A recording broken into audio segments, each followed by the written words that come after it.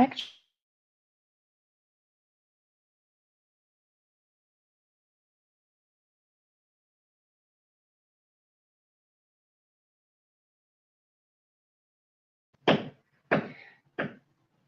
Hello, colleagues. Hello, everyone. And today we are starting the first event of the public program of AI Hakusai Art Tech Research Project. And we are starting with a very important topic. Today we will dedicate our open discussion to the ethics of AI in the arts. And today I have brilliant speakers for you. And we will discuss all the aspects of this topic, ethics.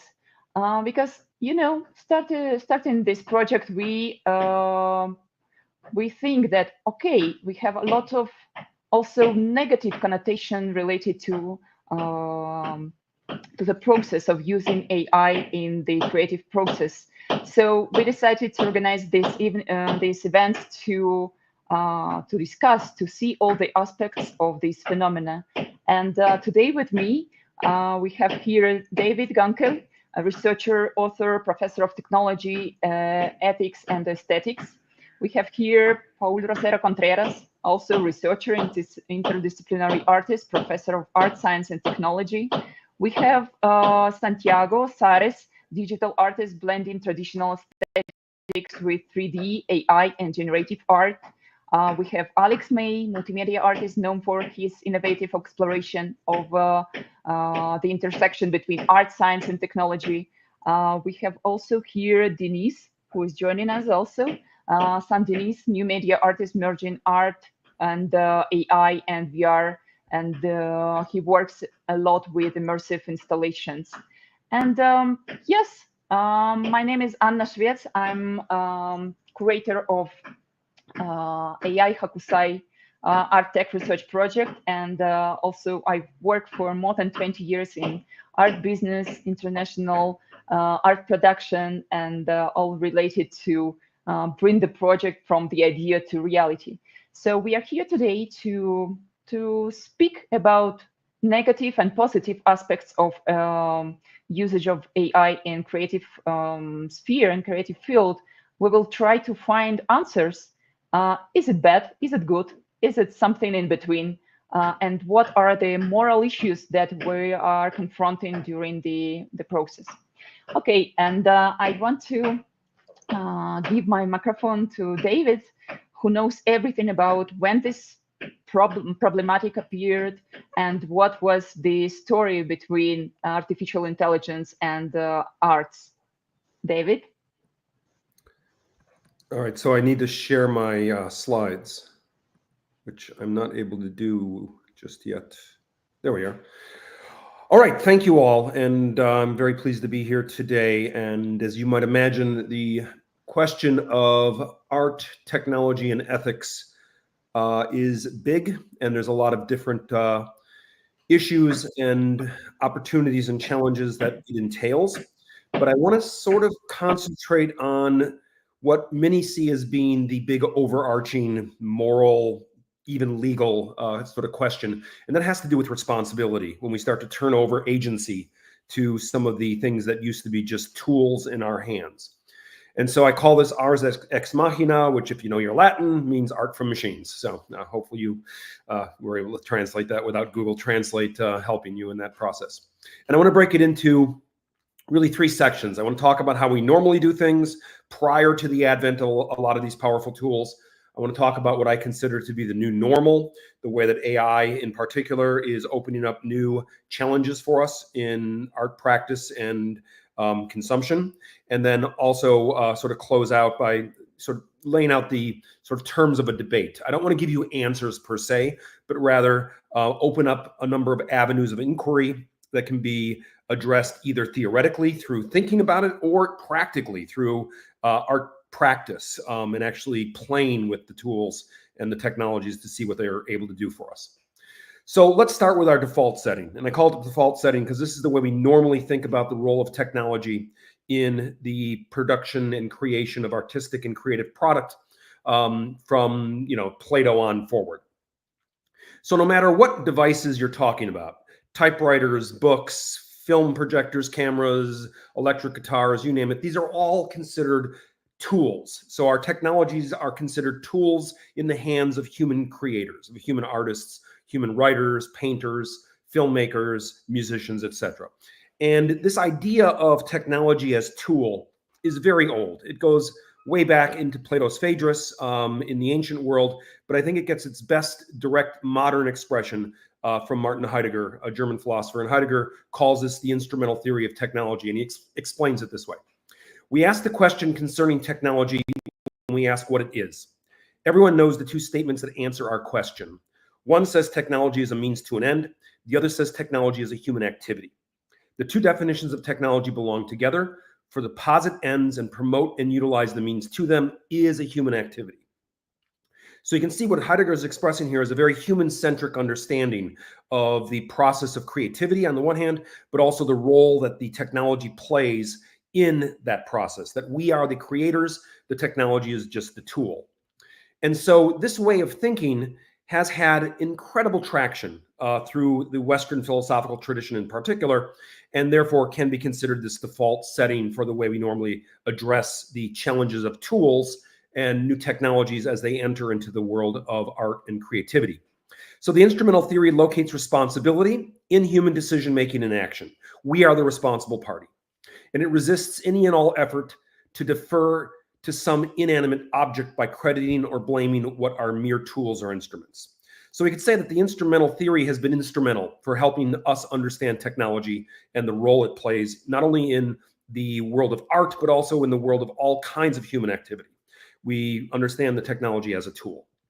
But I think we are at a moment in time now in the late 20th and early 21st century where we're confronting a new normal, where the machine is moving from the position of tool to a position of active or interactive agent in the creative process.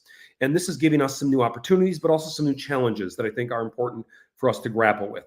So we have, as you know, the large language models, which now can generate text without a human being necessarily responsible for the text that is generated. And so we have opening up before us a lot of accountability gaps, a lot of responsibility gaps regarding who is the author. Roland Barthes wrote a very famous essay, The Death of the Author. I think the large language model is a very good way of making that theoretical idea very practical. We now have texts that are generated without there being an author. These texts are basically unauthorized. And the question becomes then, how do we arrange for questions of responsibility being answered in the face of text generators like OpenAI's ChatGPT, Google's BERT, or Anthropic's Claude? We have the same issue with regards to image generators, whether it be Midjourney, Crayon, DALL-E 2, or Stability AI. We are now able to train large models on all the digital images that have ever been created by human beings. And now the algorithm can create its own original, in quotation marks, images. And the question becomes not only who's the artist, but what does it mean when we are using previous artworks to create new content that could compete with human artists. And I think there's a lot going on right now in the legal realm, trying to figure out questions of copyright and intellectual property with regards to training these models on copyrighted content that's available on the internet. And we see something also happening on the side of audio. I think Udio, Suno, and Speechify are all doing the same with audio data because all media now is digital. All media is training data, as Holly Herndon and Matt Dryhurst have recently said. And when all media becomes training data, it really makes available to us the ability to have some very powerful new technologies for creating content, but it also raises a lot of questions about responsibility, accountability, and ownership over the work of art and who is accountable for it or able to control it. And, it isn't even recent. We've been seeing this evolving before our eyes for quite some time. Already in 2018, the Obvious Collective in Paris created a portrait of Edmund Belmay in a series of portraits that they had generated with a GAN, a generative artificial neural network. And they put it on sale with Christie's and it sold for $500,000. So this is the entry of AI-generated art into the art auction world. And if money is a mark of value, well, now the AI art has a kind of value. The same has happened with awards. Jason Allen made a very famous image using Midjourney that won a first place prize at a rather low scale award ceremony at the Colorado State Fair. But it created a huge uproar in the arts community as people were grappling with the question of what does it mean when a AI generated piece of art can win an award in a art competition. And there were people lining up on each side of this issue, some saying this is the advent of some new and innovative way of thinking about art, other people saying this is the end of the human artist, that we're looking at the apocalypse here, and that we should begin to think about who is going to be the artist of the future. So again, these things parse into very extreme kinds of dichotomies, but that was the debate that really generated around a very simple single image from Jason Allen. We also see this happening in other artworks. I think a good example in music is David Cope's Experiments in Musical Intelligence, or EMI, from 2001. Cope created a artificial composer that was basically trained on the compositional styles of Mozart, Chopin, Beethoven, and Bach, and then the algorithm could write new original work that was indistinguishable from the great masters of the past in classical music. And he created scores that were performed by human orchestras and were seen as, by people who were listening to it, virtually indistinguishable from the great masters. Another artist who's leaning into AI in a way that I think is really interesting is Holly Herndon and Matt Dryhurst. They created Holly Plus, in which Holly Herndon, a vocal artist, trained a large language model on her voice. And instead of trying to protect her voice from deepfake utilization by others, she gave it away for free. And she said, you can use Holly Plus to basically use my voice to sing your music. And created some, again, some big waves within the field of music, because on the one hand, artists were trying, I think, very intelligently to maintain control over their intellectual property and their vocal characteristics. And Herndon, on the other hand, is saying, no, let's just go full in. I'm going to let you deepfake my voice and work with it, and I'm going to give you the tools to be able to make that happen. So this is what I'm calling a responsibility gap, because even if these are mere imitation and not real creativity, whatever that might mean, these machine-generated artworks compel us to reconsider how responsibility comes to be assigned, and in the process challenges how we typically respond to the questions concerning responsibility and creativity. And in the face of those challenges, we have really, again, if we parse it in sort of extreme ways, two sides of a debate here. On the one side, you're going to have people who are very more conservative. On the other hand, you're going to have people that are more liberal in leaning into it. But I think what's important here is really what's at stake. And I think what's at stake is laid out very nicely by Simon Colton and Garrett Wiggins in 2012, in which they write about computational creativity in the following way. They say, perhaps creativity is, for some proponents of AI, the place that one cannot go, as intelligence is for AI opponents. After all, creativity is one of the things that makes us human. We value it greatly and we guard it jealously. And I think if you look at the advancements in AI, we've always drawn the line in the sand, and then the AI crosses that line, right? We said with Claude Shannon in the 1950s, AI will never play chess very well. Okay, then Deep Blue beats Kasparov in 1995. We cross that line. Then we say, okay, it can win at chess, but it's never going to play Go, which is more complicated. And then AlphaGo beat Lee Sedol, and we cross that line. And then we said, okay, it's never going to be able to use language like we do. And then we had large language models with ChatGPT in 2022. And so every time we draw the line that tries to protect human exceptionalism, the AI seems to cross that line. And creativity for Gerhardt and Wiggins, for Colton and Wiggins, excuse me, seems to be the last bastion of human exceptionalism. Like, this is the one place we're not going to go. We're not going to cross the creativity line. And yet a lot of the algorithms and a lot of the practicing artists that are playing with these algorithms are crossing that line and really challenging our expectations and what we think is going to be possible in the future.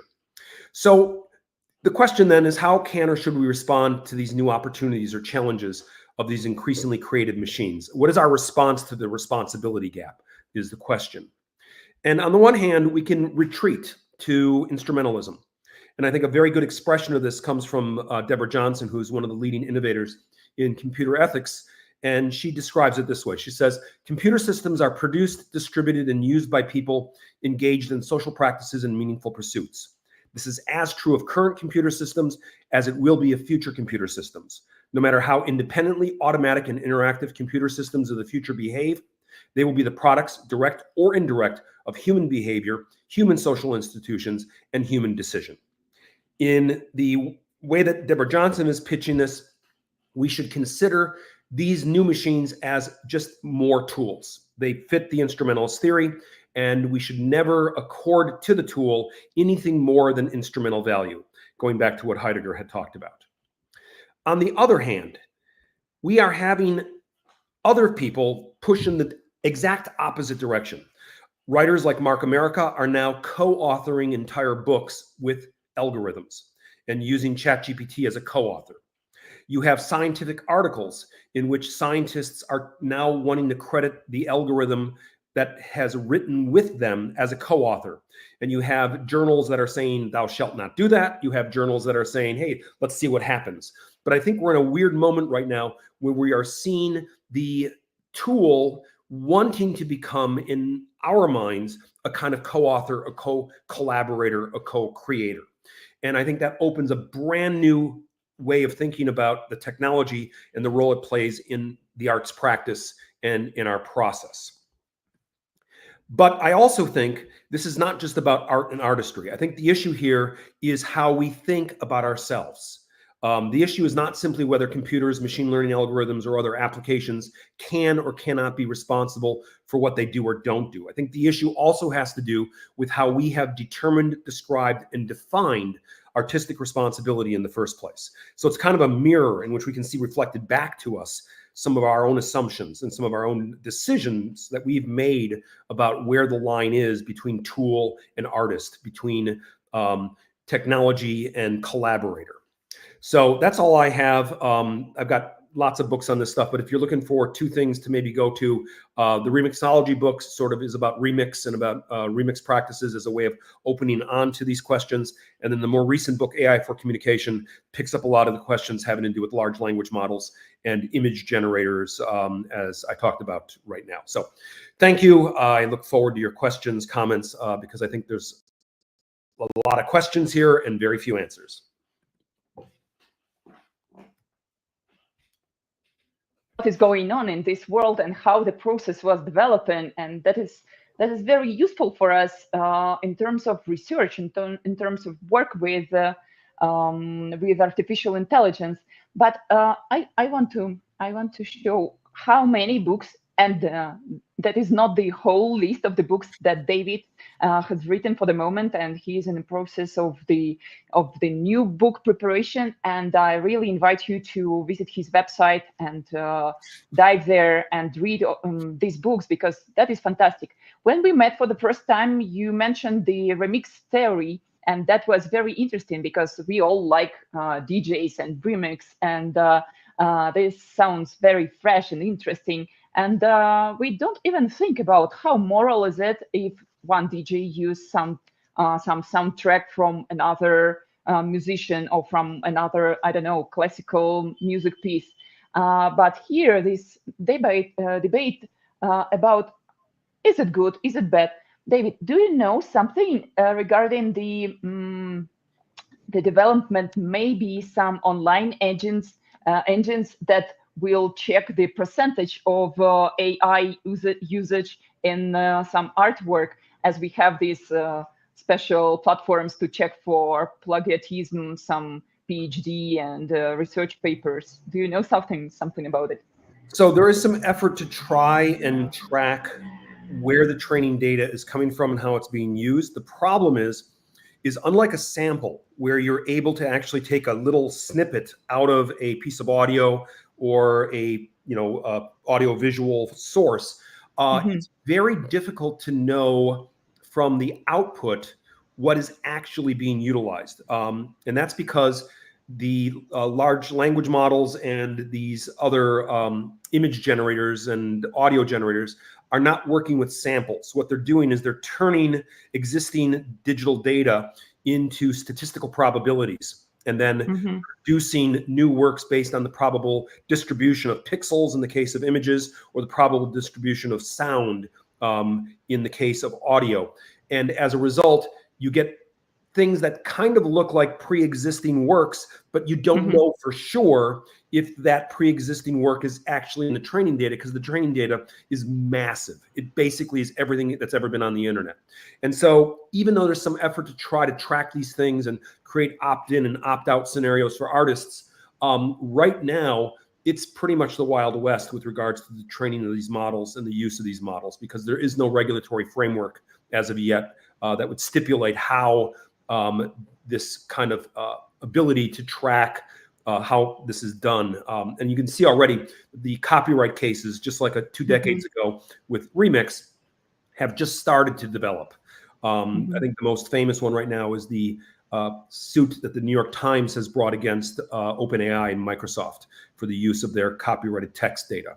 But it's turning out very difficult in the discovery phase to demonstrate that OpenAI actually used New York Times copyrighted content, because of the size of the data that was trained in the model, and because the results aren't directly able to be recognized as plagiarized, because it's not really a sample extracted from an existing work. Yeah. It's kind of difficult. Yeah. Okay. Yes. Thank you very much. We will continue this topic with our other speakers. And now I want to go to Paul Rosero Contreras. He is also professor, researcher. And Paul, I have a question for you. As an interdisciplinary artist also, how do you balance your work's scientific and creative aspects when integrating AI? I know you work with AI. Tell us more. Hello, good morning, and thanks for having me. I have some projects where we're being using AI in different ways, either in topics related to archaeology or topics related to marine ecology. In archaeology, when you don't have actual evidence, data, or something that physically support your proposition or the hypothesis you are looking for, we found a space, some room to introduce the use of artificial intelligence to try to, as it was mentioned before, to use it as a tool, to use it as something that help us to fill this gap, historically speaking, where we don't have the certainty, we don't have the evidence to let's say propose something.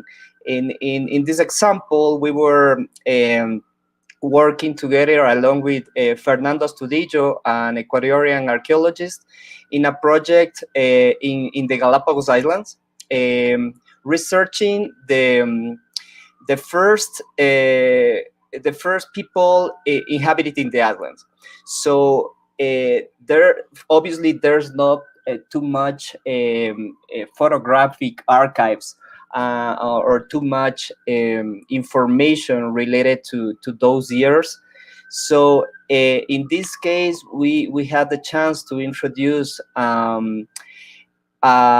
generative artificial intelligence to produce these animations in order to tell this story about how this first setting in the island happened. So in that sense, we mixed together, we put together, we merged this different information, right? Something that came from where is available, archives, something from field work, and something that came from the training of this artificial intelligence in order to produce these animations, these videos, and tell the story of this place called Casa Cobos, this Cobos house. We are talking about 1988. So in that project, for instance, it was possible to introduce the tool, right? To introduce the use of this technology and help us kind of put together this story and gave us this small license to, you know, to play a little bit with it. But you know, in general, when we are talking about scientific data, we are talking about some kind of rigid square of research. So on the other hand, in my experience working in another project about oceans, telling, you know, stories of the, you know, the beginning of water in the planet, which is something that is not totally fixed as information, right? We are still wondering about this what from where water came from, right? Where's the beginning of water in the planet? We started using as well an artificial intelligence to tell this story, and in this case, let's say my colleagues, my scientific colleagues, were not agree on what was the outcome from this tool. You know, for them it was not let's say attached to scientific information, which is, you know, at the end of the day is a story as well, right? Because in these topics, in some scientific fields, we don't have the final words, right, to explain some things, right? Like the origin of life in the planet, the origin of water, all those. There's some theories. There's a few theories related to those topics. So I think that's interesting, right? In this field of the practice of, you know, working art and science together.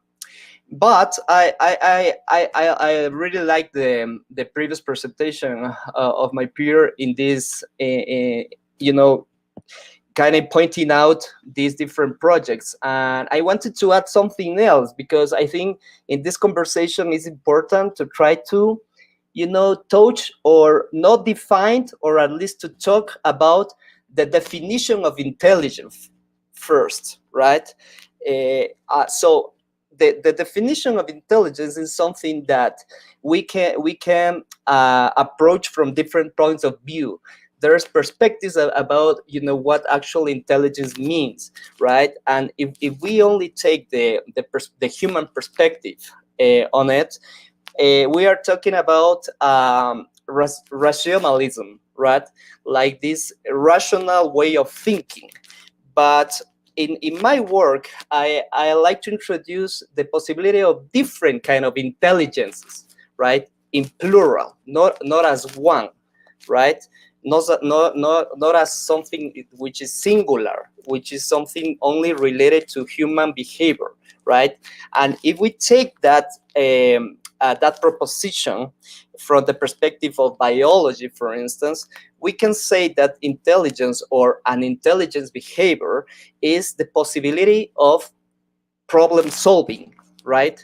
And the most basic solving problem activity is surviving, is the capacity of surviving and reproducing as a species in on the planet, right? And this activity, or this capacity, is present in the most small, in the smallest organisms out there, right? We are talking about amoebas, we're talking about bacteria, we are talking about fungi. I've been working with fungi for more more than a decade, and I can tell that we can learn from fungi intelligence, right? Fungi have something to tell us, to teach us about, let's say, for instance, the degradation of matter, of the capacity of breakdown hydrocarbon bonds in different materials, as the ones coming from oil, right? Which is something that we are always talking about. You know, the problem of plastic pollution on the planet, right? So there's this field in biodegradation activities, which is the use of microorganisms to degrade wastes, human wastes at the end of the day, right?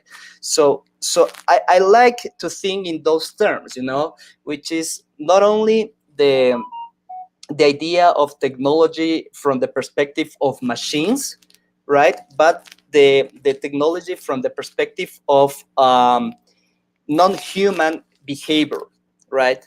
So in this sense, you know, I can you know, tell hours of stories related to different animals, to different organisms, but something that is pretty common or pretty, you know, popular is octopi intelligence, right? How octopi have the ability to solving different different problems or different challenges, right? In order to get something, to get an outcome, to get a result, right? In this sense, for me, it's interesting to think about artificial intelligence, you know, as part of this other intelligence that are out that exists out there, right? And that we can integrate to our activities in different ways.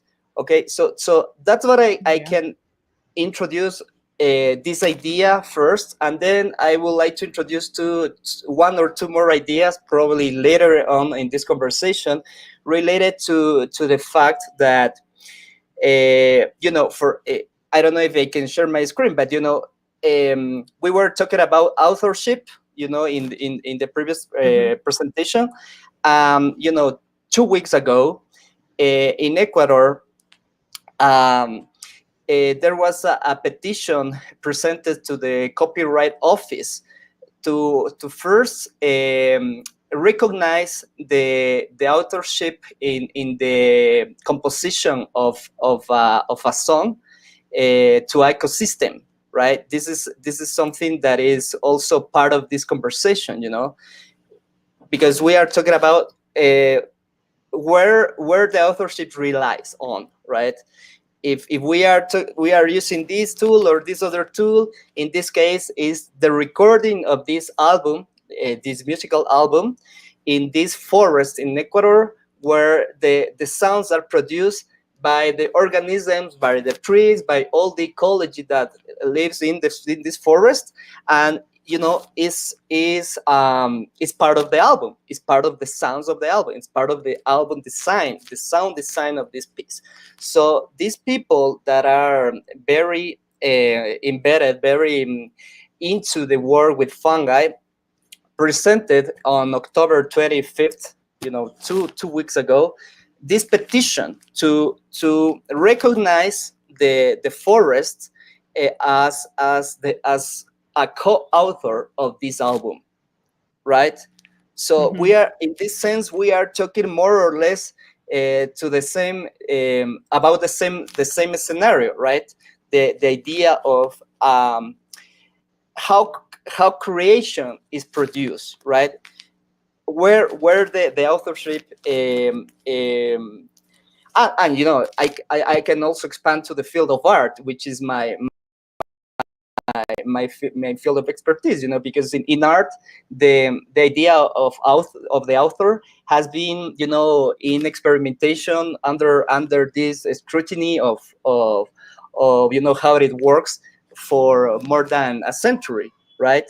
So we have examples, for instance, about, you know, the idea of appropriation, right? When you take the work from of someone else, or you know, author by someone else, or when you take an object that is already exists out there, right? Which is the idea of the ready-made, yeah, which is something that Marcel Duchamp already presented back in the first decade of the 20th century, right? So these ideas are already part of the creative industry, just to name it as just put it art in this field, you know. These ideas are, you know, in discussion for more than a century, right? Mhm. So we can talk about that as well. I don't know if later on in the conversation. And also, you know, the idea of the Turing test. The Turing test, which was this proposition of by Alan Turing, in which there was this setting of a computer and a human person replying some questions from let's say a moderator or someone else, right? So the idea was how this machine, how the intelligence embedded in this machine or trained in this machine was so high, was so advanced, that the people questioning was or were not able to identify where the answer came from, right? Either from the machine or the human, right? So this idea is also there from 1949, when the Alan Turing test was proposed. So I can say those things. Yeah, thank you, Paul. Thank you for making our landscape of research here during this open discussion even wider, even more profound, because you give us more ideas about intelligence. Yes, not only natural intelligence, artificial intelligence, but also other kinds of intelligence. You gave us more ideas about authorship. Thank you. And also you send us back to art history.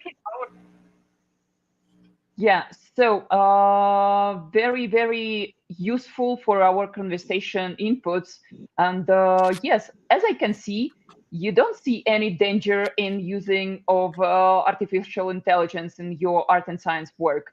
You can see a lot of possibilities, but also there are some details that should be taken into consideration, because for now, artificial intelligence in art and science field is not the perfect, not a perfect instrument to work with, right? And I still need to learn more from human intelligence, or from intelligence of species from nature, right? Okay, let's move with our conversation to yeah. I know that you have a lot of ideas to share with us. Let's continue with Denise, Denise, one of our residents, brilliant artist, and I know that you also working with artificial intelligence also can see some challenges and also can see some. Maybe tell us you if you have some moral issues with the artworks that were created with AI. Yeah, thank you, Anna, for presenting me. Thank you for having me here. And I like the idea that David came up with in the end of his topic, the idea of that the AI as a tool is the first ever tool that is starting to be a co-creator with a human, with the artist in particular. And I want to dive deeper into this question because I think it's not only co-creator. Somehow I feel myself personally that it is now like a mentor, not only co-creator. It's starting to be something more. So the topic that I want to cover in terms of ethics is the censorship and privacy in AI. So I think that digital era will change not only the tools that we have, but it can change the way that we think in general. One of the fundamental changes of the new digital era is cloud technology. So everything that we're creating right now is online, it's blockchain. So I think 2 years ago, I was working mostly locally on my computer, and now everything that I'm doing is online. We have Google Collab network and notebook technologies, well, a lot of stuff. And most of the tools with AI, they require internet connection, and the work is now being done somewhere outside of my machine. It's being done on some servers. So, but when you're working online, it's a total different question of privacy that you have. Why privacy is so crucial for artists. So over 100 years ago, Malevich was working on his concept of suprematism art, and before his first exhibition, where he presented this idea, for 2 years, I believe, he was kind of hiding his works in his studio because it was crucial for him to be the first one. So it was crucial for him to have an effect of surprise. And just imagine how this work changes when you're working online. So why was privacy so crucial for Malevich? Because, well, when we think if you delete privacy, here comes the censorship. So the main difference when you're working locally on your computer and when you're working online is the fact that you need to be prepared to share your work at any stage. Because, well, it's like when I'm working at home in my studio, I'm working alone, and I feel free, and the process is totally different whether I'm working in artistic studio with other artists or a mentor or someone like that. So it puts some restrictions on what I'm doing, how I'm acting, and etc. So now when we're working online, everything is moved to some kind of a servers, corporations, and there are obviously some censorship, and it's good. There are some obvious stuff like, I don't know, nudity and violence, but you never know the real kind of blended borders here. So, for example, in my own practice, when I was working with a company that were with the producers team, they were realizing a movie, and we worked on the storyboard. And in the storyboard, we had a scene with a guy standing on a beach. It is a dramatic scene, and he should be holding a gun against his head. There is nothing really bad, or there is no blood. He's just need to having a gun holding his head and pointing to his head. And when I asked Midjourney to create that scene, it started goofing around and creating whatever, but not the guy pointing a gun with his head. So there is no exact list of rules that you can break or something like that, because for example, one more thing, I was trying to make an illustration for Dostoevsky's Crime and Punishment, and there is a scene with the main hero holding an axe. So it was totally unexpected for me that I asked to create a guy holding an axe, and there was no axe in the scene.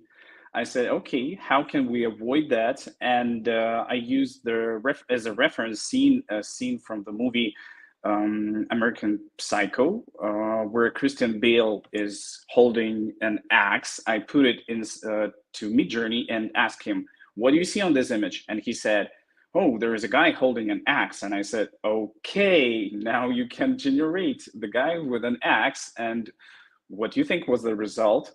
Some knives, some kind of a baseball bats, everything, but not the axe. I don't know why. It's kind of strange, because when I asked separately, just show me the axe, it can generate the axe. But a man with an axe, maybe kind of related to violence or something. I don't know. This is exactly the topic that I'm telling you, that the main problem is I don't know what is restricted. For example, a friend of mine, he was working on the animation of the antique statues, and he told me that he was not able to animate the image of an antique statue because the antique statue is a woman, naked woman, and AI models, they are preventing him, they're blocking him to upload the image. There is no interface to tell that, okay, this is not like 18 plus content, this is art. So he invented he wrapped her with some clothes, then uploaded to the AI tool, animated having the clothes on, and then using different tools to get the moves from her and to get it back to the real statue. So, well, you need to jump around and try to find a way. Moreover, on some tools, I faced the fact that you have the kind of privacy of your works because they are in your room. You kind of put the logo, something like I agree to show my works to everyone. But if you want, you can keep their privacy. But sometimes video disappears there because they're kind of break some rules. I was asking people on Discord and they said that yes, there is a censorship from the side of the company.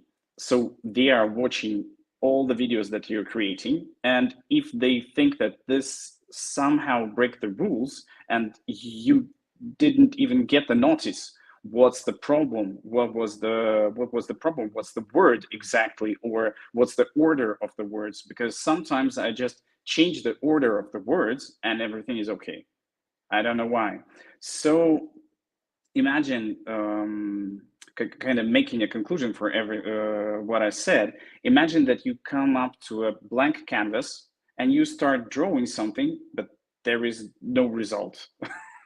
So you don't know why exactly, what's the reason, or what I'm thinking wrong in a wrong way. So maybe I need to avoid something. So why I was telling about the black square in the beginning, because with AI, I'm a little bit afraid of having this black square inside of my head, which will prevent me of thinking outside of the box. Why I was telling that AI is not a co-creator, but more mentor, because automatically now I'm working on another project and we have exact the same scene. We need a guy because this is a classical dramatic scene of a guy holding a gun with his head, and automatically I start thinking, okay, it won't be possible to generate that. And I try to find a way, for example, like I use the effect of the idea of Eisenstein's montage. When you have the gun separately, you have the guy separately, and when you put them together,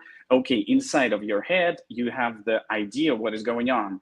But from the very beginning, I'm restricted with an idea that this is not possible. And more I have these restrictions, more I will be kind of, I don't know, I would say Paul said about octopus intelligence in his speech. And interesting, if this, if for example, AI, I don't know, make a deal with Octopus, and Octopus would say like, we want to hide some part of the information about us and not show to humanity. Can you do that? He said, oh, okay. And I will be, I don't know, making a project about octopus. And I will say, generate me an octopus dancing. And there is nothing. What will be there? So I don't want to be, I don't want to end on the sad note.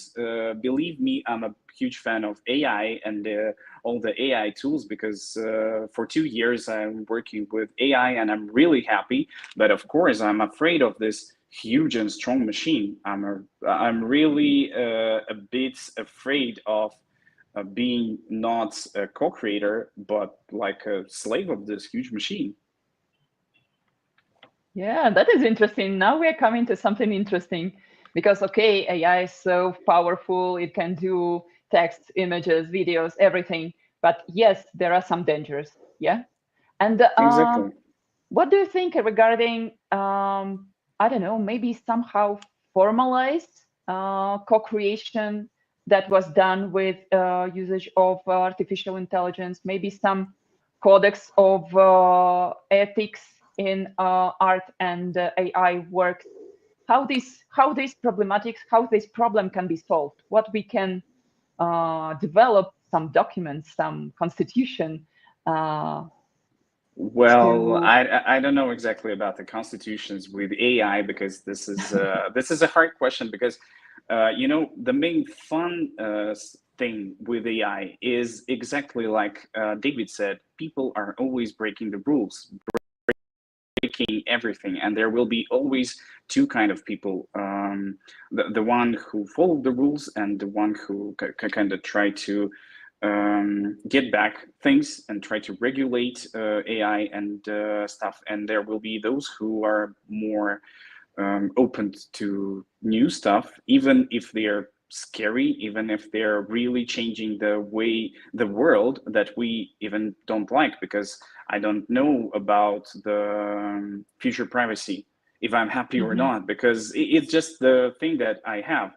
Well, as an artist, working lately on my works, I feel myself like I am working inside of the office of these tools. So it's like I'm in a transparent room and everybody's watching what I'm doing. And this has totally changed the way that you work. Because, of course, when you're kind of alone, when you don't have internet connection or something like that, not even computer, you're just drawing something in your room, you feel more, safe. you're not safe, you feel more free. It doesn't mean that you want to do something illegal or something like that, but you feel a little bit free, and you need to kind of have both of these options to work locally and work online. Because if we only work online, we will be kind of the way that we think will be changed fundamentally. Yeah, absolutely. Okay, from secret pleasures of using AI by Denise, let's go to Saris. Saris, Santiago, are you here with us? I have a question for you. Yes. Have you ever been blamed for working with AI? Somebody telling you, you are not a real artist. You do everything on your computer with artificial intelligence. You are just like have some buttons, and all the rest is done by AI. Maybe yes, not in my face, thankfully, but Okay. yes, I think I'm sure that someone once said that. And there's a big point in my personal case because I came from 3D, and 3D technologies and 3D artists sometimes don't like a lot the tool. And I understand that because it changed a lot the production pipeline. But I saw it as an opportunity because, for example, you can push and explore more the process without thinking a lot in the craft. Like, I don't know, spend 3 months or 1 month modeling a plate or a cup or a glass, like whatever. You can explore more inside the piece. And regarding the art part of AI, I think there are like two big difference in my opinion to, like, we can saw AI like a content producer, which is a really, really, really good tool. I use it a lot in my another projects. And but here we are talking about art, and there's where I think like the limitations and censorship are not too good in my opinion, because our job as artists is to express ourselves, and don't try to limitate that expression regarding the censorship or what I can do or what I should do and what don't. So there's a nice point. And regarding how other colleagues saw the AI as a tool, a lot of traditional people sometimes think like we only push buttons in our computers, and I agree with that. So my answer is like I invite all the people to try to push that buttons and let's see if it works too. Like it for real, not in a kind of silly joke. It's just it's a real, because I can't question the technique of another artist if I don't know how to work with that technique. So because in that case you're talking about something that you don't know, and that's a supposition. So I don't like that a lot. And regarding the authorship topic, it's in my opinion it's a really complex, but it's not too ambiguous because AI, as it is a tool or a collaborator or whatever you name it. It's with us. So, but the artists remain the author because also during the process, the artists become the mind, and both parts because became one mind, but maintaining a certain individuality. Because the machine provides like the technical capacity, and that's awesome. It really help and empower the process. But it's the human who defines the intention, like the message, the concept, and the final purpose of the work is a human mind. If you don't want to share it with an AI tool, because if you want to, you can collaborate with an LLM model and see what happens. That's what I do sometimes. I like to start my projects talking with LLM models because it's really powerful, and I use it. My background came from advertising, so I always work with another person as a team, as a couple, like art director and copywriter. So it's really nice to explore that methodology inside art with AI. Like I start talking like with the machine, like if it's another person, just what do you think about it? What happened? So not just give me your answer. So trying to build a kind of dialogue between the artificial intelligence and the human intelligence, like that's really nice.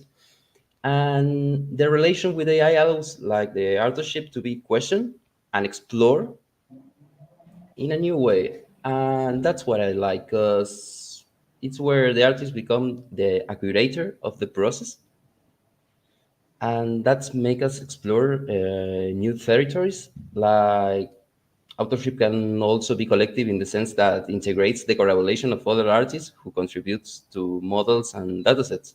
Like you can make your own model if you know how to do it, and it's awesome because you can explore a lot there. But if not, you can play with the one it exists. So that's interesting.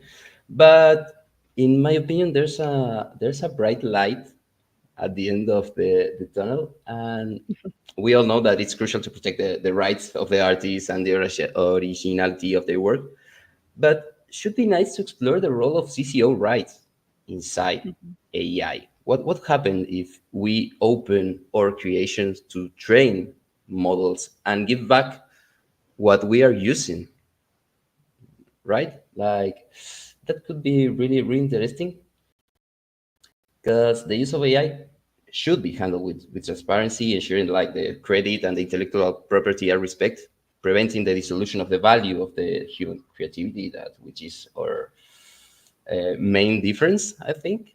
But it's important to know that it's also essential for human to act accordingly because we are the ones who made the tool. Like, so sometimes I find a lot of people like talking right now, blaming the tool. Like, no, AI is bad. Is it doing? It's not okay. They are copying people, copying artists, and it's like, yes, okay, but it's not the fault of the AI. Like we train the models, so we should take our responsibility about it and handle it with care. Yeah, absolutely. Here in the studio, I can see David. He is very emotional about what you were saying. I think that it will be really interesting for your book, David. Yeah, some thoughts that we can hear today. Maybe you have some questions to Santiago, because yeah, I saw how he works, and it is very beautiful. You can see these screens, these folders, all these, I don't know, databases that are transforming to visuals, and it is amazing. It is Thanks. very beautiful creative process. And yes, machine learning and artificial intelligence are included to this process, but it is so beautiful. I can watch it like forever. Thank Like numbers transform into beautiful flowers, transform into something else, transform into something else. I think we are now in some new era of new tools, new imaginary world that we can really bring from our mind to the final artwork. David, what do you think? Your microphone? appreciate this insight, because I think it's really crucial. This idea that every artist is always borrowing from the traditions out of which they came and from previous artists and reconfiguring. I mean, Bach was already quoting other composers, so was Mozart. They didn't have the sampling technology that we had in the late 20th century. If they would have used that. But we are able to do digital samples, and now we're able to train large models of generative AI on previous existing works and be able to develop new things out of that. And I think there's this recognition of this debt that we have to the past and to those who came before in the practice. I will say there's one unique difference, I think, with generative AI that I think we got to keep an eye on. And it's this. In, for example, the practices of remix, the DJ was sort of celebrated as a DIY sort of, creative who was crate diving in the, past and digging up old cuts from almost forgotten pieces of audio. And it was a kind of, sort of piracy outlaw image, very much like this sort of rock and roll outlaw that was attached to the DJ. The weird thing now is that the large language models and the generative AI systems are created and trained by multinational corporations. These aren't individual creative DIY artists, right? These are massively powerful corporations with a lot of money. And so I think the difference between what we previously experienced in Remix and what we're experiencing now in generative AI is this shift in power, because there is a different power dynamic and there's a different political economy that is involved here that I think we have to grapple with. I think we're right. If you train your own models and build your own models, that's one way of interrupting this. But if you're using models that are owned by these multinational corporations, how do artists grapple with the power asymmetries that this introduces into the process? And I think that is a political question, but it's also an artistic question. Yes, absolutely. Thank you, Santiago. Thank you, David. Santiago, you have the comment. No, one more thing. I agree with what David said. And sometimes we usually use corporation models because are the biggest one and the most powerful, without talking about Midjourney or DALL-E, talking about like Stable Diffusion or more open source models. But it's nice to keep the craft as an artist. Like maybe just try to train a little Laura to push a little the model to learn about a little bit about you as an artist. What do you want as an artist? And that's a powerful tool too. Yes. David, we cannot hear you. Not on stage. There we go. Sorry. Okay. No, that's an important point. And I think one of the really interesting things in sort of mass-produced culture is the way that artists have reappropriated the commodities of the multinational corporations to produce new forms of art. I think the best example is the DJ, right? They took the turntable and the vinyl record, which was supposed to be a way to line the pockets of multinational corporations who are publishing music, and turn them into a new musical instrument and reverse the whole power dynamic. And I think that's what we've got to look for, those opportunities where the artist is able to not only use the tools that are provided to them by these powerful corporations, but also repurpose them in ways that challenge the power imbalance. Yeah, that is very interesting. And here I can open some secrets from our research that we are doing. As you know, we received about 400 applications to participate in this art residency. And there was a question in the Google form, which instruments do you use and for what? And we received a lot of information where artists were expressing some absolutely fresh and unexpected ideas how they use existing AI tools. And they are using them not as their production companies were meant to use it.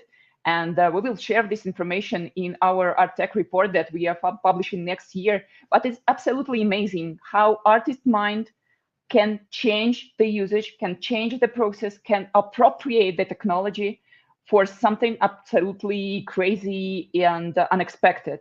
and we will continue to speak about this. And now I want to give floor to Alex May, our author resident, also very talented artist that works in intersection of also art, science, and technology. Alex, what is your vision on ethics in art created with AI? Do you have an issue, some moral questions that don't let you sleep at night? Tell us more. I do. I had quite a lot, it turned out. I sat down with ChatGPT and spent 2 hours feeding in all of the sort of questions that I had, and then I asked it to generate me a 10-minute talk. And I'm going to read it to you. I'm going to perform it because I haven't read it. So this will be new to me as well. And so I'm hoping that it's captured everything that I was talking to it about. So, and hopefully it'll be about 10 minutes. So hello everyone, my name is Alex May and I'm a digital artist from Brighton in the UK. Today I want to delve into a subject that's been increasingly occupying my thoughts, the ethics of artificial intelligence in the arts. It's a topic that's both timely and deeply personal to many of us in the creative community. I wrote this script with the assistance of ChatGPT, which seems quite fitting given our discussion today. As artists, we're navigating an era where technology and creativity intersect more than ever before. AI tools offer incredible possibilities, but they also present ethical dilemmas that we need to address thoughtfully. First, let's consider the dependency on AI tools. Artists have always relied on tools, from the paintbrush to the camera, but the tools we're talking about now are fundamentally different. AI software can evolve rapidly, sometimes without warning, and companies are under no obligation to maintain support for the versions that we rely on.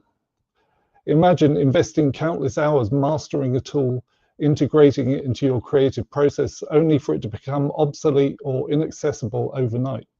This instability isn't just an inconvenience, it can disrupt careers and stifle artistic expression. It raises ethical questions about the responsibility these companies have towards the artists who depend on their tools. Second, the issue of devaluation and monetization. AI companies often monetize the engagement of artists, offering powerful tools that can generate art at an unprecedented scale. While this democratizes access to certain technologies, it also risks devaluing individual artworks. When AI can produce thousands of artworks at the click of a button, each mimicking styles that may have taken artists years to develop, what does that mean for the value of original art? There's a paradox here. The same technology that empowers us can also undermine the economic foundation of our profession. We must question whether the profit motives of AI companies align with the best interests of the artistic community. Third, audience perception, broad appeal versus personal engagement. In the age of social media and instant gratification, there's immense pressure to create art that appeals to the widest possible audience. AI can certainly help in crafting images that cater to popular tastes, but is that the goal of art? There's a distinction between creating for an insatiable, fickle public and creating for curators and art audiences who seek depth and meaning. Focusing solely on maximizing audience appeal shouldn't come at the expense of the private, transformative, and transcendent individual experience of engaging with an artwork. Much like musicians who rely on live performances to connect deeply with their audience, visual artists value the intimate engagement that can be lost when art is mass-produced by AI.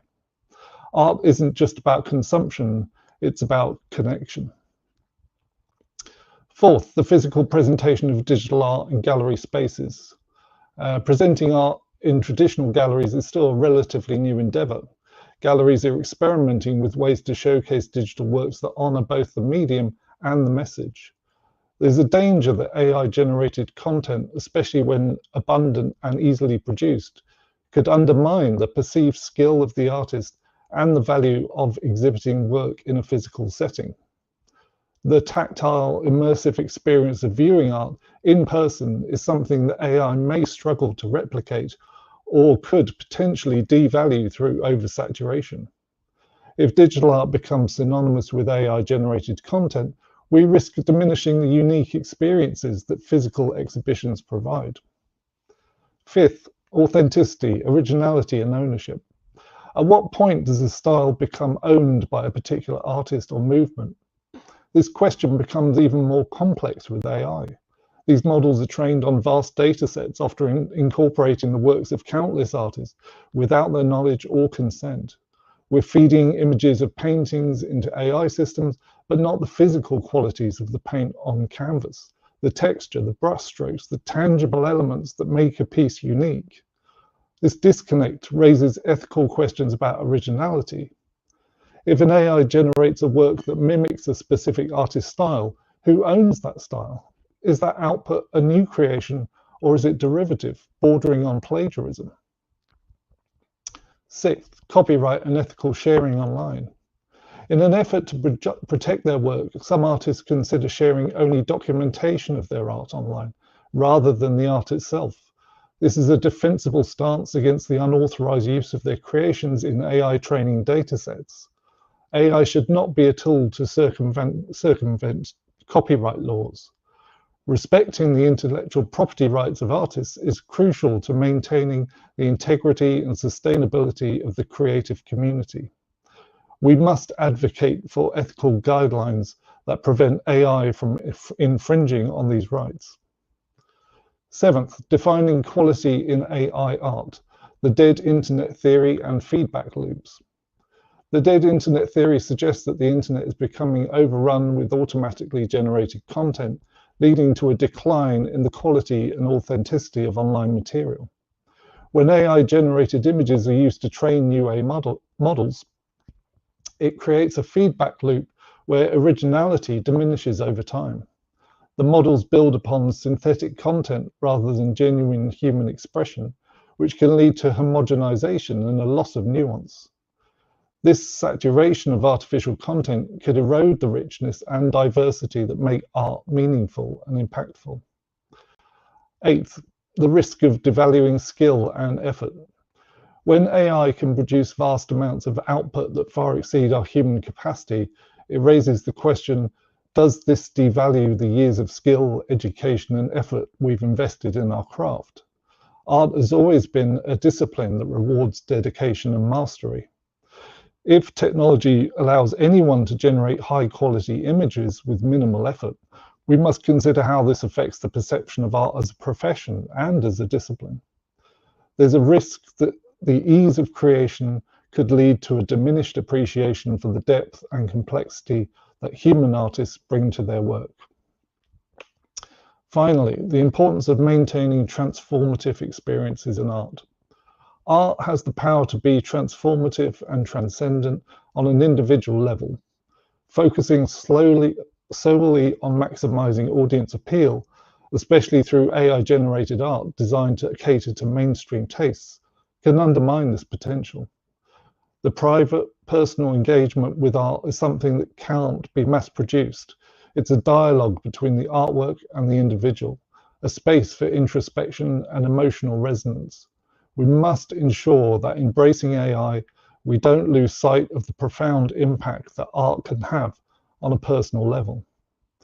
In conclusion, as we stand at the intersection of art and artificial intelligence, we face both incredible opportunities and significant ethical challenges. It's up to us as artists, technologists, and members of the audience to navigate this landscape thoughtfully. We need to advocate for responsible use of AI that respects the artist's craft, protects intellectual property, and preserves the transformative power of art. By engaging in these discussions and considering the implications of our choices, we can help shape a future where technology enhances rather than diminishes the artistic experience. Thank you for taking the time to explore these ideas with me today. I hope this talk has sparked some thoughts on how we can approach the integration of AI in the arts responsibly and ethically. Thank you. Yeah, thank you, Alex. It was very interesting performance, really performance. We've listened to perspective of artificial intelligence on the problematics that we are talking about today. And yes, what I feel, what I see, what I listen, that really AI has more concerns and see more dangers and its usage than we are, that artists who are here feel about AI. We don't see so many danger, but AI see many dangers in this point. Okay, I wanted to show some artworks of Alex also on the screen. Should point out that all of those concerns were my concerns, not ChatGPT. I asked it initially, like, you Oh, know, they were what are the concerns around, you know, ethics of AI and the arts, and I didn't really want to touch on any of the ones that it suggested. So I had to sort of deprogram it and reprogram it to. So yeah, these are very much my concerns through the mouthpiece of ChatGPT. Yeah, it was cool. It was very interesting. I think that like we are moving slowly to the final part of our conversation, of our discussion, and I want to give you back to each of you word to speak about how we can prepare these ethical guidelines, how to preserve and protect true artistic process, because technologies they will be developing more and more and more and more, and how and what we can do to keep the artistic practice as much as pure and true as possible. What do you think? And I want to comment also to our public that on our website we will publish the Codex of Ethics for art created with artificial intelligence by Denis Bilkevich, one of our experts. And there you will see what Denis thinks about the AI art. But here we are, and I want to ask Paul. Paul, are you here? To Yes, tell us yes, here. what do you think we should do to protect artistic process, originality, and authorship from the rapidly developing technologies? What we can do, or should we? Oh, well, it depends, right? The In art, you know, some people think that ideas belong to the ones that make them real, which is pretty problematic, you know. That And actually, in my experience, I had some bad moments when, you know, you share some ideas with some other artists peers. um, Later on they kind of produce something pretty similar, you know. So there's this this field of of insecurity, right? Always, not only in the digital world, but in the physical world as well. So I think, for instance, what we saw recently with the rise of NFTs, what was one of uh, these options to try to codify in the virtual world the idea of the original, right, and try to commercialize this kind of production. But we can see nowadays that this was something kind of uh, not really, not that NFTs really, I think that already happened, you know, are just already past, you know. So I will say, you know, that the idea of protecting the work of an artist probably has to do with the development of concepts rather than the production of art pieces, like, you know, because probably what differentiates one artist from another one is the production of concepts, right? Which is related more to the body of work of someone rather to individual pieces, right? Because in these perspectives, you know, we can have different examples. I wanted to add on something related to what David mentioned, related to DJs, right? And the mixing practice. So there was this project of, you know, Richie Hawtin, which is a very famous music producer and DJ, called A Slice. In this project, he wanted to. I shared the link on our chat, and he wanted to. He asked. He proposed to different DJs, you know, that are not producing the music they play, to pay revenues to the producers on the back of this music, right? And on the link that I'm sharing on Facebook, I'm sharing on this chat. He sent this video. He present the closing of the project because of the lack of support from his peers, you know. So the idea of the power dynamics, in which you can kind of take the work from someone else, as David mentioned, you know, you take the vinyl, you sample the vinyl, and you are kind of a counter attack to the big companies and so on. I think it has some bemol, some gray area, because within the very let's say community, DJs community, it happens as well. You know, the big DJ that plays in big festivals, is very famous, is touring the world all the time, and getting a lot of money by you know, performing, not producing. Those kind of DJs don't want to pay revenues to the producers, you know.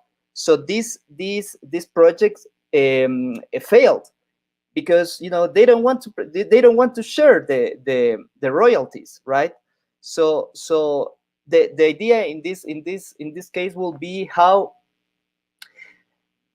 you know, how we understand the power dynamics related with these tools, or to these tools, right?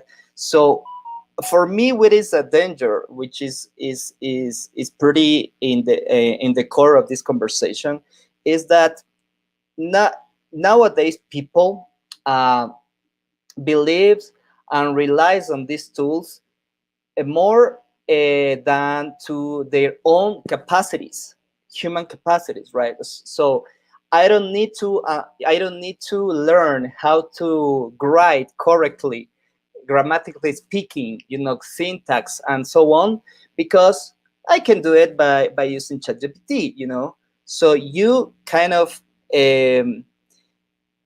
send, or you can kind of drive these kind of skills, or this kind of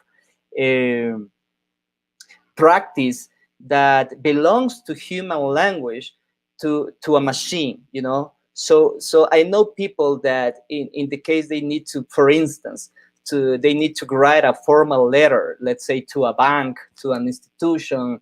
They instead of, you know, learning a little bit how to write a formal letter, how the structure and so on, they just delegate the writing to a application, to an artificial intelligence app, right? So that's for me something that is a topic to talk about, because the same thing happens in the education, for instance. You know, we can see the coming back of physical books, printed books on paper, in countries as Sweden, after experiencing a lot of problems with only digital-based education, right? After using only tablets to read, to attend to classes, you know, to learn how to write, because you never take a pencil and you never, you know, commit mistakes, right? There's always a correcting algorithm, word correcting algorithm that does this work for you, right? So in Sweden, we can see that now they went back to a hybrid kind of setting of education in classrooms. So the paper book, the printed book, came back to classrooms because of this, you know, these issues related to the learning process, right? So for me, there's some good good topics to talk about that, you know, comes from the fact of creation, but not only related to how to protect creation, but how but what's the meaning of this creation, you know? What is the objective of this creation? What is what we need to or what is our target to this creation? Because, you know, for instance, people older than us, like my fathers, let's say my parents, my father, my mother, and so on, in their 70s, I'm sure they don't know how to really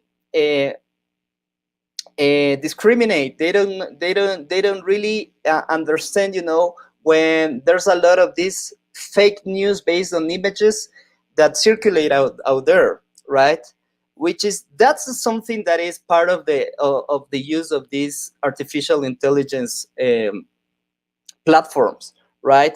So some questions that I would like to introduce to this conversation to the artists of the residents, you know, is this, you know, that has to do with the ethics of information distribution, right? I don't know if for an artist it's important, as Santiago mentioned before, right?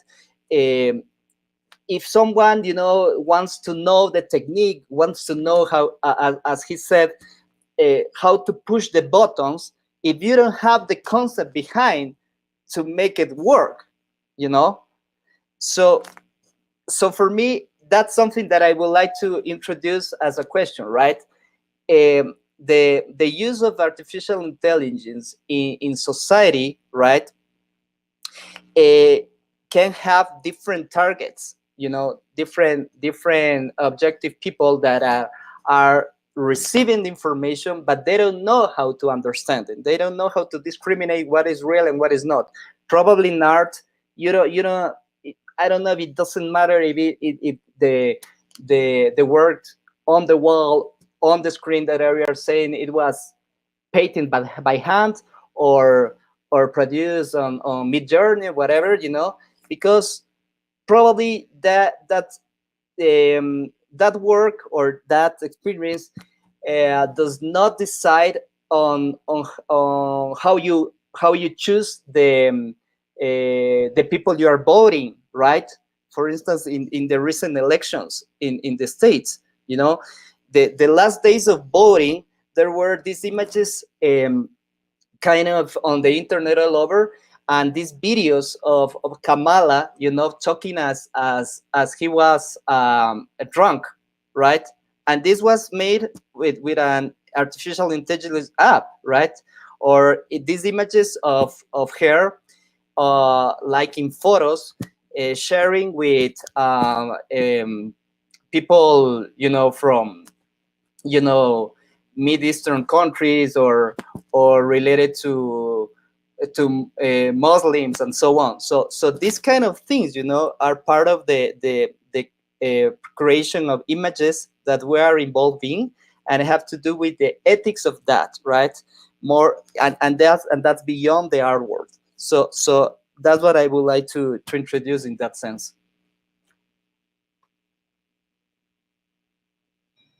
Thank you, Paul. That is really important. We are coming back to a responsibility question that was raised by David in the beginning. And yes, of course, artists and digital artists who work with these absolutely brilliant, realistic images and videos, they have to have this responsibility on creating these images, because they can make really a lot of harm to society. Yes, absolutely. And your idea about to keep your skills, to keep your human skills, it is absolutely important in education, in our real life, to know how to translate, to know how to write, to know how to draw. That is very, very important. Okay, let's continue. Let's go to Denise. Denise, what you can suggest for protecting real creative process, and for, let's say, ethical guidelines that we can create, that we can do all together? Yeah, I would like to add a small comment to Alex's perfect performance. It reminds me of the talk on the TED, I think it's TEDx Oxford, which was done with a robot called Ida. It's a robot which looks like a woman, and she was talking about the intersection of art and AI. And of course, there is an author behind that robot. It's a funny experience. I advise you to watch it on YouTube. It was created by Aidan Meller. And the main question, it's vice versa what did Alex, because Alex was asking ChatGPT to create a speech for him, and here it's kind of opposite. But in both cases, there is a human behind that, because Alex asked ChatGPT to create the speech, and there was Aidan Meller who, well, created the idea of that robot and created that robot and write a speech for him. So the puppeteer by now is a human. The main question is that, do we really need to preserve something? Because, well, this is kind of egocentric idea of having us as the center of the world. Maybe there is a theory that humanity is just a step, and we are needed to create these technologies, and maybe that next puppeteer will be some kind of a cyborg, because we are not perfect. The world is really harmful and hard, and maybe we're just a step, and the question of preserving will be led on the shoulders of that cyborgs or robots or whatever. It's not for us. Maybe we will be gone and we will be just a step in the evolution. Interesting, can be. Maybe technologies will kill us, as in all these movies about the future. What we will see in the future. I hope, right? I hope this is not our future. Maybe it's closer to the idea of a zoo, because, you know, we are preserving wild animals in the zoo, which is kind of not natural when there is a lot of ethical questions about the zoo, about keeping some tigers or whatever, bears, if they're changed, because they are having, it's not only one generation of the bear, because they are having kids there in the zoo, and these kids are kind of totally something new. It's not kind of natural to be inside of this area. So maybe we will be living, like I said, when I'm working with the tools online, when I don't have an option to work locally, I feel myself like, well, somehow in the zoo, inside of the office of the, I don't know, runway or any other tool I'm using. I'm inside of I feel myself like in a zoo. Yeah, so maybe this is our future. Not bad. So the next step of evolution, okay, evolution that David showed on his slides, like we came to computer, and what will happen with us after, like putting us. If AI take care of us and they will be feeding us, and the only thing that we will be needed for is to just show that we are last examples of humanity, and the only thing that we need to do is creating something and showing to robots that there was a species like humans. Well, Okay. it's okay. I was hoping for a happy end for our open discussion, but it is kind of dramatic. Okay, Santiago, Alex, what are your closing remarks? Because I think that our discussion was really very, very interesting. A lot of like underwater stones we touched. Cool. I got a kind of last reflection, which mix two different points of view. Because I think, okay, we said like AI is a powerful tool, expands our creative possibilities as collaborator, but it doesn't replace the creator. So the essential difference here is that all through AI can generate and transform the images. The spark of the idea and the emotional context and the intention, it comes from the human mind. So I think there I agree with Paul, because we shouldn't be lazy on learn skills and protect the educational part inside or with technology or AI, because and would be really good if we start spreading the word about how AI acts in our reality, because as artists, it's our responsibility to build these kind of fragments of culture. And regarding that, I was exploring in one of my recent series the idea that we are in a period where within the global culture, there is complete individuality.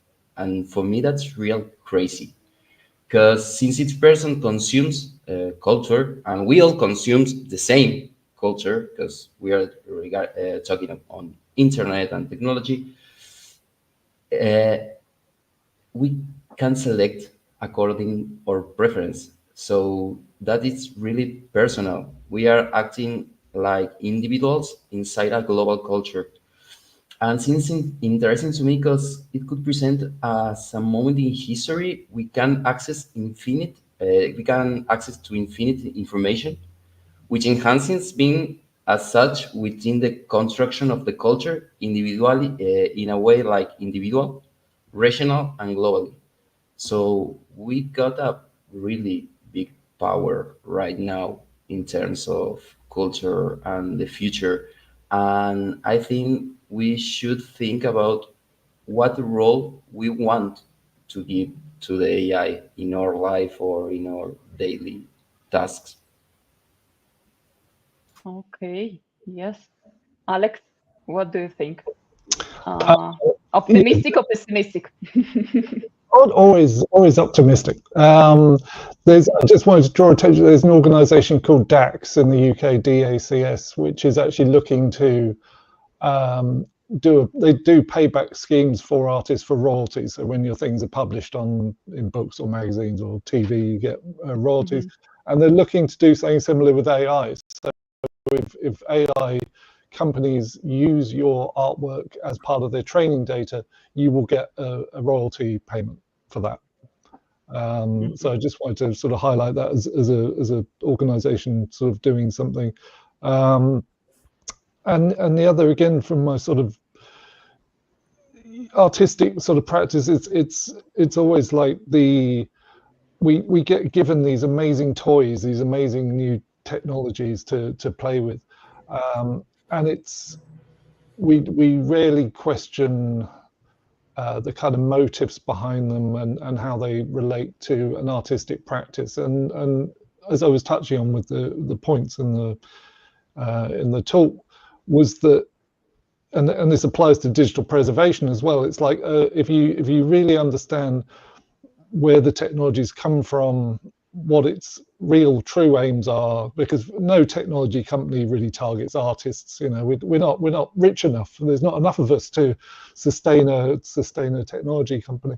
And where it's going, you know, we see technology being dropped across the board all the time.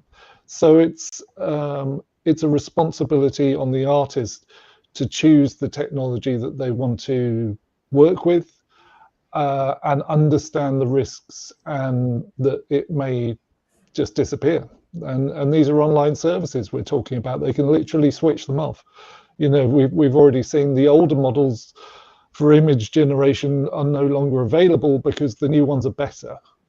But if you liked the old ones, you can't get them anymore. So it's you know, I'm optimistic. I love all these AI tools, but I'm wary of their how long they're going to last or be available, or yeah, they could times the price by 10 tomorrow if they wanted to. It's not it's not within our control. So yeah, cautiously optimistic, I would say. Okay, thank you. David. So, your question to begin with was about protecting art and the artists. And I just was reminded that the locus of that question then really is the individual artist or the individual author, and the skill they have in creating the artwork, the dangers of de-skilling that's coming with some of these tools, the authority the author or artist exercises over the work that they create, and the integrity of their intellectual property. And I want to point out that this is, I think Denise was pointing out, this is a very egocentric kind of understanding in that it's in the individual artist. And this idea of the artist or the author as the focal point of all these questions is really a product of European modernism. I mean, it comes into being after the printing press and the pressures of that technological disruption as it was felt in Europe. But we've got to recognize that, as Foucault does, that just because this author figure comes into being at a certain time doesn't mean it's going to persist into the future. It already didn't exist prior to that, and it may not exist after that. And we may be looking at the after effect of these technologies really challenging this kind of individualistic understanding of the artist as the focal point of a lot of these questions. I think Brian Eno, the producer and musician, says it really well. He says, instead of talking about the Kantian genius artist, who is the expressive individual that creates the artwork, we should maybe talk about scenus, that we're all part of networks and we're nodal points in networks, and that our unique contribution is as much a part of the community in which we are embedded as it is of our unique personality, whatever that might mean. And I think if we look outside the Western European tradition in thinking about art and artistry, we find other cultures think about the contributions of the creative individual as being very different from the way the Europeans in modernism have thought about this. And so all these things, I think, expand the tapestry that we have to deal with here, because we're looking at bigger questions that are culturally embedded. We're looking at questions that have political ramifications. We're looking at questions that have philosophical import. And I think we're thinking of this as a challenge to art practice at this point in time. But I think what it opens onto is a wider vista where we can see some challenges to some longstanding values and assumptions we have about both the art and the artist and their practice. Can I just respond to that? Mm-hmm. Because respect Brian Eno, but he's a very established and probably quite well off artist. And I hope so. It's very, yeah, I hope so. And it's much easier for him to talk about, yeah, we've all got to make stuff together when maybe you're not worried about your income. And artists who want to do this as a career and want to do this as their job need income, and we need so it's not a lot of that is about building your brand, your style, your reputation, your individual offering that's different from other people and other services. So while it would be nice to welcome a sort of death of the ego and welcome a shared creative sort of space, I think the survival of individual artists is still a concern. At least it is for me. No, and I think your point about how you compensate people for use of their product or reuse of their product is part of that. But that recognizes that the network is deeper than just one individual who comes with something out of nothing, right? We all produce out of where we came from or what we borrow from. And the sort of divine idea of creation out of nothing is a divine idea. I mean, it belongs to the divinity.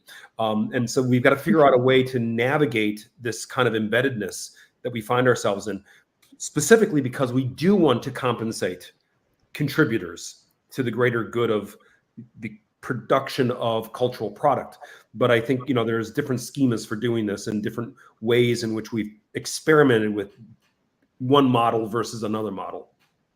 I mean, just on like Spotify, the way that and the streaming services basically decimated record sales, and you know now musicians don't earn hardly anything from online play or music distribution. So you know, I'm not keen to see a solution like that for artists. Yeah, guys, I want to interrupt you here. I'm sorry, but you know, in a week we have a wonderful topic for our open discussion. We will speak about AI art, monetization, and collecting. And that will be the continuation of this conversation. Of course, there are so many issues related to this phenomena, and I really invite you and also all our audience to join us in a week, and we will continue this conversation. And for now, thank you very much for each of you for being with us here, for sharing your expertise and your vision on the topic. And then in 2 weeks, we will also speak about aesthetics of AI-created art. And that will be also very interesting. We will have Lev Manovich among speakers, the best expert in this topic. And we will continue exploring AI in relation to creativity, in relation to art during the public program events during these 2-3 months. So I really invite all the audience, all the artists and philosophers, anthropologists, cultural specialists to join our conversation, to send us questions, to send us some comments, to visit our website where we are going to publish, as I've already mentioned, the ethical guidelines for AI-created art, and to participate in our research in general and to follow our residency that is working full stream. And we already have some initial concepts from our artists, from Alex, from Santiago, from Denise, and from other team members. So see you in a week, and thank you very much for staying with us. And thank you very much to all the speakers. See you in a week. Thank you. See you. Thanks so much.